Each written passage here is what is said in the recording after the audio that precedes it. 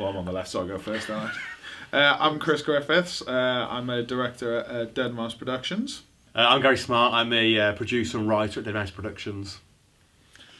Excellent. And you're doing a It documentary on the original It as well, is that right? That is correct, yeah. We're Excellent. doing Pennywise, the story of It. So talk us through the process and then what you're covering, because I know you've got quite close with the original cast of It. You've even been able to introduce Tim himself, haven't you? So that's always a great thing to go with. So tell us what the documentary is on and kind of the overview. Okay, I'll start. So we're big fans of Stephen King's It. I mean, I was about 10 when it came out originally. I remember watching it on TV when it was first released in the UK. Obviously, Tim Curry's performance as Pennywise is just amazing. It's one of those iconic kind of images that you see, and everyone knows who It is, It the Clown. Maybe not Pennywise, but they know who It the Clown is. So for us, we were working on Robo-Dark, and we was working on You're So Cool, Brewster and Leviathan. I forgot our own stuff then. So much of it. And we always wanted to do something about Pennywise, but it was a guy called John Campopiano who did a documentary on Unearthed and Untold, The Path to Pet Cemetery. So Pet Cemetery. And he kind of posted online a picture of a red balloon, and we were like, oh, bugger, he might want to do a documentary on it, and we wanted to do one as well. Yeah, because we had a mutual contact. John is a massive, massive fan of... I mean, we're fans, but John's John's on another level. Yeah, John's like in love with Pennywise, I think. Yeah, not like that. No. But anyway, so we all had mutual contact, and that was Bart Mixon, who's basically created the Pennywise we know and love. And we've worked with Bart now twice prior to this with Robo-Doc and Fright Night Part 2. And he'd actually told us Bart's amazing because he's a sort of person who works on all these amazing projects and he knows it. So therefore, he documents it. And he has a plethora of photos and behind-the-scenes footage that no one's ever seen on majority of his projects. And I think he had mentioned to us, and then John had tried to approach me a while ago, but I'm not very good. Chris ignored him basically. So, sorry, John. I didn't ignore him. I engaged with him. You engaged with him, and so I became the bad guy. Yeah. So we kind of got John involved, and obviously we kind of discussed it, and I said we really want to do one on Stephen King's It. Yeah. But the biggest issue obviously was Tim Curry. You know, could we get Tim or not? And we just decided let's just go ahead and do it, and we got John involved. And then that was it, and it just snowballed. Everyone came on board. Tim was one of our first announcements. Probably one of the most complete projects we've got. I mean, we got Tommy Lee Wallace, who we'd worked with on Fright Night Part 2 as well. Bart Mixon, as Chris said, just an amazing guy. I mean, he's a massive fanboy as well. So he does love the projects he works on. And now he works on Marvel films. Yeah, he's a big boy's done well.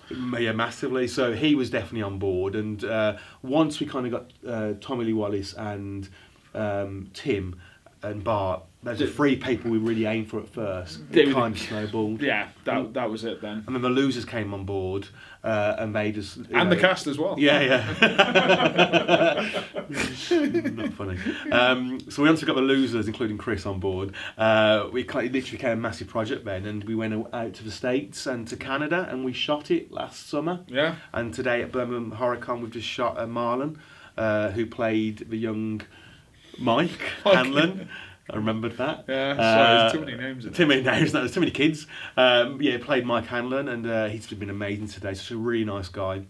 All of them are absolute sweethearts. Just been saying, Ben, we've done a lot of docs, and everyone's been brilliant on our documentaries. We really have, and we've come really close for him. The Hellraiser people, we've come really close to now. And obviously Tom Holland, we're really close with him. But for Fright Night. But these guys seemed, were so warm and genuine, and they loved the film, they loved the fans. And it's kind of a little difficult now for them, because when the remakes just come out, you kind of think, are people going to not want to know the original cast anymore? Because it's so longer, and it's a TV movie. But you know what? I think anything, it's going to really put them. To be honest, I think again, hasn't it? we know that there's a lot of love for the original, and it goes without saying for any franchise that everyone's always like, oh, that's a nice remake, but it gets forgotten about, and you revert to the original. Yeah. But it seems, especially being here and in amongst the cast and everything, and obviously I know events do this, but all the Pennywise stuff, 90% of it, 80-90%, is all the original. The original Pennywise, the imagery and everything. Granted, it's relevant because of the cast, but everyone says the same thing. I think, as I said, to before, you get your icons of horror, like your Freddy Krueger, your Leatherface, your Jasons, and he's there as well, Pennywise. And it's a bit like Hellraiser, where everyone calls Pinhead the Hellraiser man. Everyone calls it It. You know, if you don't know Pennywise, they call him It. I mean, he is it. Yeah, yeah. Really, well, he's It. He's it, but he's known Pennywise. as both, aka Pennywise. It's not an easy title either. It. When No. you're trying to talk about it, you're like, it. Have you watched it? But it's the film. It's good. So. Yeah, that's been quite a tough one. So it's been an amazing project for us. You know, we went to Canada, went to locations, met some great people over there. It's different to our previous endeavours. It's kind of very much in part to our producer John. His previous efforts, which were a bit like we're up for doing, but it's the locations, which has been a blast to do, to be honest. It has been. You didn't want to do them, but I really didn't. I hated it, didn't I? Yeah, he was dead against them, but I actually really encouraged you to do it. Nightmared it. No, I honestly, I find myself now going to. Well, I went to Venice for a honeymoon and going to Indiana Jones locations, so it's impacted on me. But what's nice about this, and has been good for me creatively, visually, is being able to capture more than just your standard talking heads. You know, and the footage we've got from Birmingham HorrorCon has been amazing. Like, it's really great seeing the cast are all interacting with guests. More so, I think we've just inadvertently added an extra feature of the cast have decided to get tattoos to mark this trip. So far it's been. You're having your one next, Brandon. aren't you? I'm going to get like big Pennywise across there, balloon on each tip. So we've kind of got a real nice team together now. We've got Mikey Perez, who, if people watch documentaries like Never Sleep Again, Chris Light Memories, he's our production manager and coordinator. He's been amazing. So we kind of Dead Mouse has really evolved over the last few years, from Leviathan doing Fright Night to RoboDoc, now Pennywise, and also doing the books as well. We've got book on Beware the Moon, American Way from London, book on Lost Boys, and obviously books on Return of the Living Dead, Fright Night, where we do one on Robo. Majority of pretty much all our documentaries end up being definitive. That's what we aim to do as Dead Mouse. Is you have your 10th anniversary documentaries, your 15th anniversary. I'm always the sucker who's going to buy because oh my god, they got an extra 5 seconds credits on Inferno or something. But we make sure that what our documentaries are the final words. You don't need to see these other ones, because that's the problem. I will get all these mini featurettes. Yeah, people make But this is just everything. You know, it's the definitive go-to thing, and that has been, I like to think, hopefully proven in that our work's been picked up by Arrow for Hellraiser, Shudder, and then Fright Night was picked up by Eureka for their release of the film last year. So it's nice to know that what we're setting out to do is actually happening, because I can't see reason why you need to have a documentary. It's like, oh, they've got an extra grey hair or two. Yeah, we've got the vibe today off people, and yesterday at the show, that people are really looking forward to Pennywise and RoboDoc. And I think Pennywise has been really a focus. I mean, we've had loads of questions about RoboDoc, haven't we, as well? And for a HorrorCon. And I always say, I kind of think RoboDoc is a horror film to a degree. It's very horrific what happens to that guy. It's the same format of filmmaking, and to be honest, the reason we do this is because I don't necessarily think there'd be a need, or I don't believe that. I think we're in a day and age now where everything's covered, and you get your sort of half-hour, 2-hour documentaries. Rob Zombie's Halloween, as an example, is a 4-hour documentary on that. Whereas we're coming from a time and place where no one's bothered. It's fun, the searching for everything. Back in the day. Wow, got these photos off someone, and Polaroids, and articles. It's treasure hunting. It's all it's treasure hunting, and it's all this kind of like picking out all this archive material and then just collating it and put it out as one. You don't have to search all over Google. Back in the day, only people on set taking photographs really were allowed. There's still photographers, but obviously the makeup guys did lots of stuff. But it wasn't for general release. Obviously for a continuity and obviously their own portfolio. So, as Chris said, nowadays on films you have the behind the scenes team working on with the camera set up, filming everything, documenting it. So this is great for us. He's like, we're big fans. He's a massive fan of RoboCop and RoboDoc, obviously. I'm a big fan of Pennywise.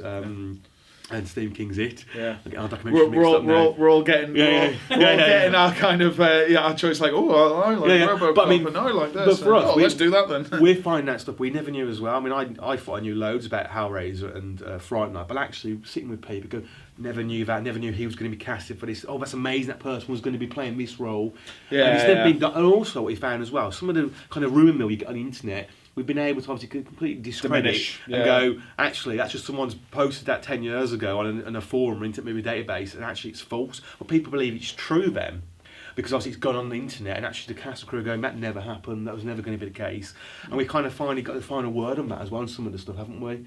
And obviously on Friday Night 2, we've got a massive element regards to the Menendez murders, where the producer was murdered by his kids, and that's why the film wasn't released, and we've covered that. So that was quite interesting. We entered true crime territory, Yeah. So find us on True Crime TV. Is that a channel? I don't know. Yeah. Investigation. Or whatever. But that's that's the fun of it, is just picking out these stories. Yeah, it is. Yeah. The danger with what we do is that we set out like we're going to do an hour and a half documentary on this, and as it stands, Leviathan's 9 hours. Leviathan's 9 hours, and You're So Cool, Bruce, that was collectively about 3.5 hours plus the extra features, and then RoboCop, which I know I'll say that a lot of people are going, where is it? And I expected it myself to be out last year. When you're dealing with nothing shy of about 100 people we've interviewed, a lot of work is going into the post-production, so much so that we've decided to split into 2 parts. It has to be. And honestly, I could assist the editor for a day's worth and think, shit, I've done a lot of work here, and you come out of it and you've not made a dent. No. So it's good. It's a bit taxing because we do other things, and then what he's trying to say is the reason why we're not released at this stage when it's supposed to be is because of him being lazy. See, my projects get released straight away. Oh yeah, no. Yeah. Look how rushed and all. Look. Yeah, true. Awkward. Well, anyway. So I think we've tried enough. Okay, so with the IT documentary, when is the expected date on the IT documentary? We're looking at the summer 2018. I mean, it's going to be good for us because the new film's coming out, part 2, I think, back September, October time. Next year. But we are... is it next year? I thought it was this year? I thought it was 2019. They pushed it for that's 18. even better for us. There you go. Oh, pushed it for 18. I thought they were trying to push it. I thought they were, yeah. 18, so yeah. I thought that's why they're starting filming in March, aren't they? Oh. Get your facts right, Chris. But anyway, yeah. So I think the summer, we're at a good stage with Pennywise. It's been transcribed, which is it's one of the biggest parts. Is transcribing the thing.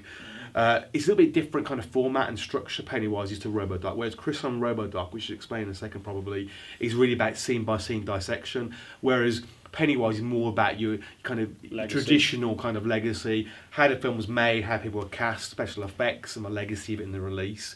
So it's a bit more easier for us to structure that documentary as opposed to Chris's RoboDoc. Which is actually, we try and do something a bit different in RoboDoc, aren't we? And we try and do it with all our projects to a certain extent. Yeah, they all ultimately kind of end up being a... Here's your guide to kind of thing. Yeah. But we always try and see how we can at least make it engaging, because there's only so much you can put up with, like, and the tea boy made 2 sugared coffee on the 5th day of working.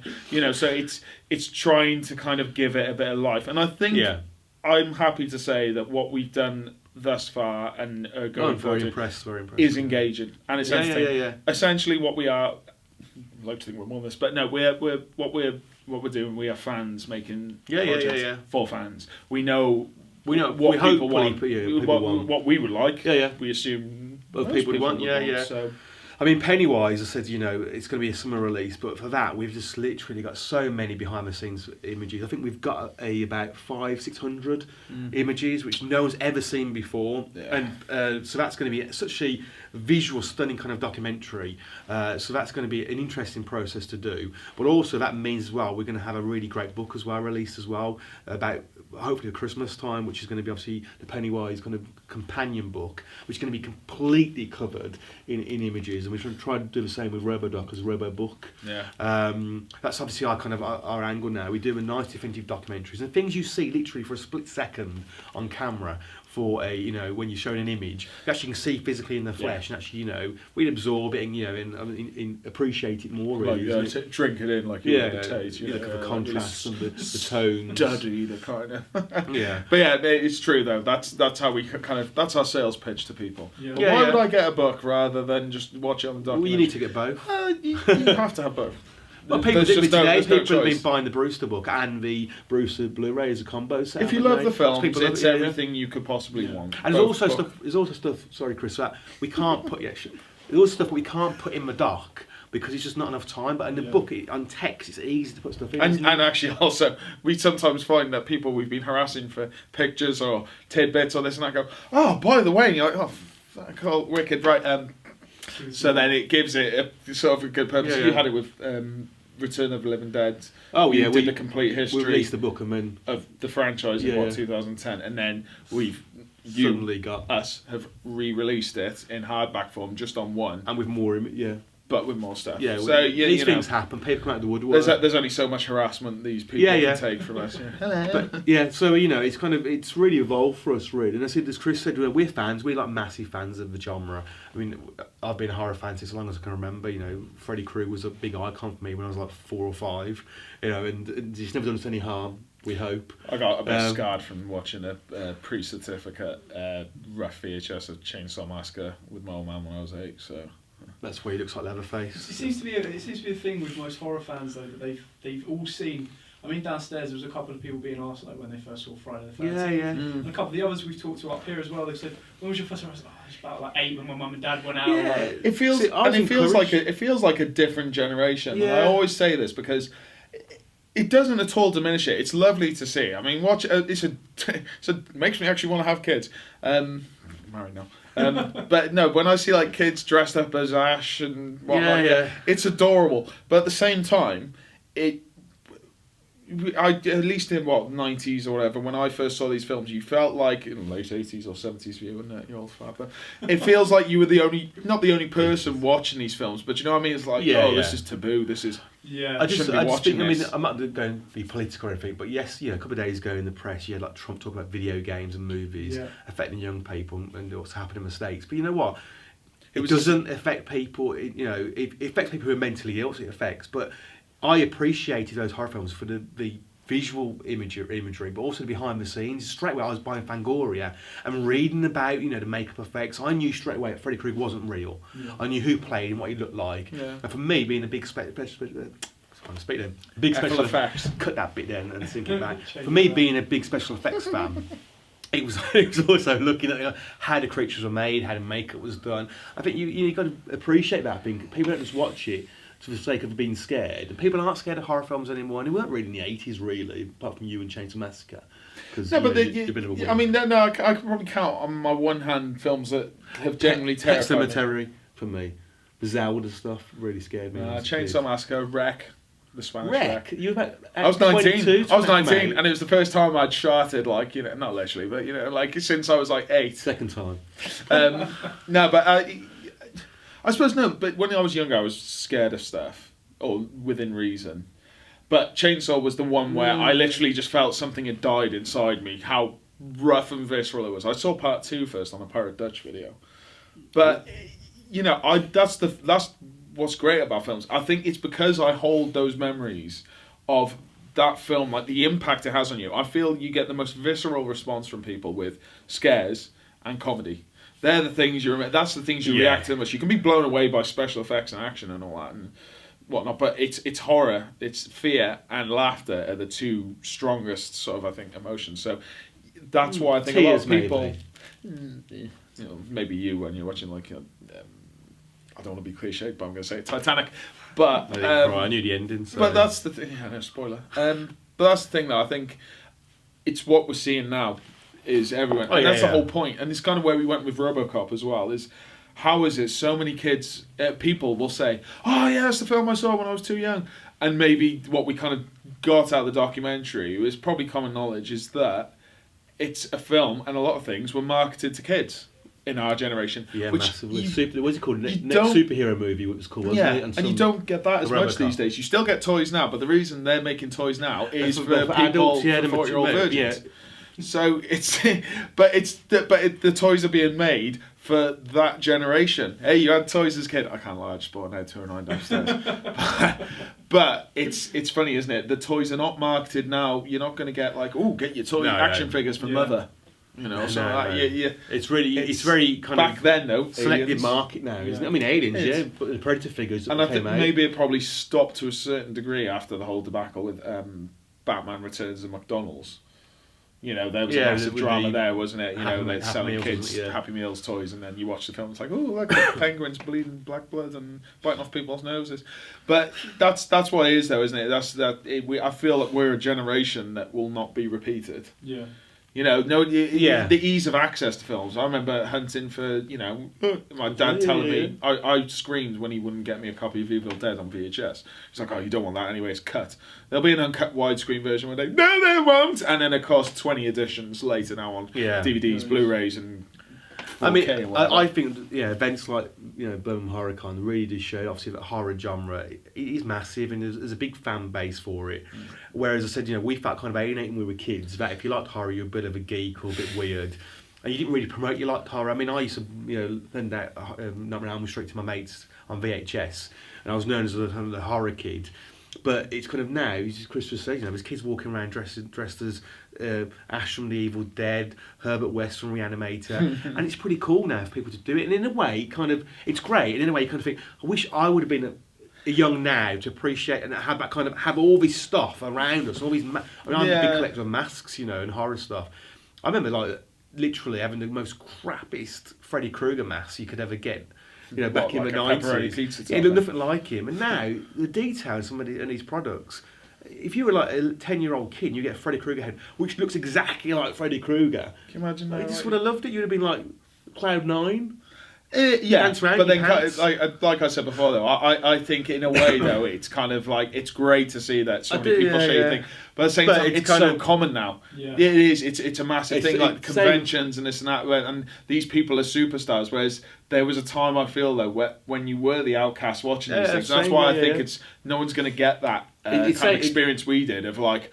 I just watched this video of my dad's collection. I shouldn't have, and I'm shitting myself now. And you've got no one else you can tell and talk to. And in a way, I couldn't, because if I told my mother, she would have had a shit fit. It's exactly the same as Star Wars, I think. Back in the 90s, if you were a Star Wars fan, you were a geek, and suddenly, 99, everyone's a massive Star Wars fan. Now, I've just got to have some herbal tea and see The Last Jedi. And exactly. So it's like everyone's a fan, and I kind of, as Chris said, I like it. And I think events like this, I would have loved when I was a kid. I would have absolutely adored coming to a horror con and seeing all the custom stuff people are making. I think we still buy it. Well, you spent a fortune today. I'm the only one. Yeah. So. Okay, so we'll wrap it up with 2 more questions. So then put mine into that. If you were given the keys to any horror franchise and you were said, look, we'll give you access to every single cast member, all the archive footage, to make your own documentary on which franchise or standalone horror film would you like to do? It's really weird because I've kind of done it with Return of the Living Dead. It's my favourite film, and Hellbound Heresy 2 is my favourite after that, and we've kind of done that. So it's really, I don't know. I mean, I would have liked to maybe if I had a key to a time machine, I could go back to the set. That would be where I'd go. I'd go to Return of the Living Dead and actually just absorb everything and get to know everybody. And would you really want to do that? Dan O'Bannon, Jesus. But Dan O'Bannon would love to have met him when we did the book Return of the Living Dead. He was quite ill at the time, and he passed away not long after. He's such an someone like hero, him. He's underrated. This guy who wrote Total Recall, Alien. Dead and Buried, Alien. And everyone thinks Ridley Scott an alien, but it's Dan. It's Dan's work. So I've kind of already done it, but actually I'd like to go deeper in it. I think really with that. How about you? Don't say RoboCop, it's not horror. I've done RoboCop on my side. It's tough because, I've been counting and I'm a massive fan of Friday the 13th. God, imagine the undertaking of that. We're talking 10 films, a game and a series. But they've been done, and it's hard to say where I'd go now. Yeah. And it's more like we keep thinking amongst ourselves, is like, the ones I like are these either films that never got made. So there's a good documentary on Frank Herbert's Dune, the one that never got made with Pink Floyd and all that doing the soundtrack. And then there's films which got absolutely battered, like Island of Dr. Moreau, and that's an amazing documentary. Yeah, it is. It's great. Tortured Souls, something Souls, Lost Souls. Lost Souls. Yeah, Is that great? You can't remember. So it's Lost Souls. But I quite like that. I like the idea of doing one of those ones about something that never existed. What we're doing is kind of we're documenting every aspect of films we all know and love. I kind of quite like finding out about those. Ooh, what about that one that never happened? There was one on Superman, the Tim Burton one that never happened. Yeah, Superman. That's why I like sometimes our docs where we kind of hear stories about what could have been for the sequels. What could have been for some of the characters. It feeds that fan. So imagine Jennifer Lopez played Terminator. I mean, you want to. But yeah, I mean, we've discussed maybe you know, we've toyed with, well, we've done RoboCop. You know, there's that other guy who we shared a game with. Yeah. Terminator. But you're talking It's just a two big pretty thing. sizey, mainstream and heavily busy, a governor and a Aquanaut or whatever he is now. Well, no, Avatar 5 he's working on, so... Yeah, the chances of getting that. It's hard to say where... It's hard, yeah, and for also us. sometimes it's based on what material we can find. You know, and if it's like... And we kind of get it through contacts as well, in a way. It's getting that key person. You know, we got so-and-so, and they're like, oh, well, you should look at doing this. Yeah. And you're like, Ray Wise said to me, do a Twin Peaks documentary. It's like... So Ed Newmeyer, the reason why we did RoboCop, you know, we were talking about it for ages, and we were told by other people, never going to be able to do it, it's too big. And we went out for a meal with Ed Newmeyer, and I kept nudging Chris, saying, I'll speak to him about it, and we were too nervous. And he actually said, why aren't you a documentary on RoboCop, didn't he? He was like, oh, okay. Little did he realise, A year later, a year later, about 2 days later, we're like, it's a new man, here's a script and here's a concept of what we could do and this and that. And he's like, oh, so that kind of helps. And, you know, someone like Tom getting him on board for Friday Night really just blew it up for us. Tom Holland and Matt. Yeah. We have toyed with Child's Play. We know there's a documentary being made. But Tom wants to do one of his own where, you know, based on the first film. And there's a big debate about who created Child's Play. Was it Don Mancini or was it Tom Holland? So that'd be interesting, but it's a very delicate subject. But we love Tom, so we'd always be on Tom's kind of camp, really, and it'd be kind of difficult. Don. Yeah. So it's kind of difficult for us, but you know, so we enjoy what we're doing now. We've got 2 big projects we're still working on with RoboDoc and we started doing narratives as well. So we've done our first The Offer, which stars Ken Cranham and the Hellraiser alumni, and we've just done one last week on Mrs. Wilshire.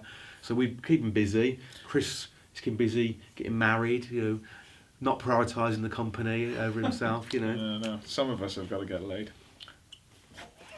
We need to get pregnant first, don't you? Don't put that bit in. I don't plan to do a lot of editing. Although you'll go this shit. We're going to be sued. No. By your wife. Yeah, well done for interviewing those guys, God. Okay, so we'll wrap it up with one last question. We've asked every guest we've had the exact same question this weekend. Who is your ideal or your best horror icon?